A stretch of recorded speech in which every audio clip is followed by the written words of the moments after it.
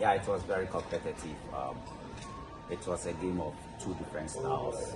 Very athletic side, they want to play the balls behind the defense and try to use the spaces behind the defense and then bring in the crosses. But then we also try to also slow the game down because we realized the athleticism was so much to the advantage. So whilst they were trying to speed up the game, we tried to also control and manage the game, and then try to play around them in the middle of the park.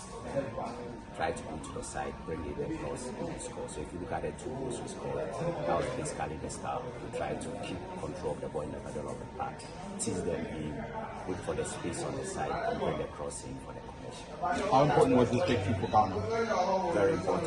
Very important because playing against a side like DC United, I mean, very big team with a lot of glamour around the team. So it's good for us and it's good for the future of the two teams. So we saw two different sides. The first department of the game to the first half. The team didn't come to the party. What were you telling them at recess before coming in strong? Their core session, their body language is kind of play, and their base I think they were very good when in terms of the high pressing. Without really I think that's one thing we have in mind now, so we go back to our country and also work on it. That's how it goes. I would say we came with a plan, and that's what we did on the field. So I think whatever our coach told us to do on the field, we did it, and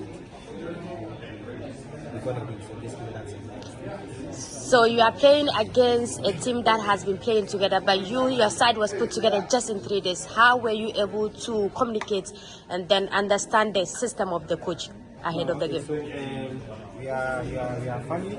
We are friends, we are from Ghana. So I think the training session wasn't anything difficult because we knew each other already. So I would say the language barrier was okay because as you can see on the field, we were able to communicate to each other, and I think that helped us in the field.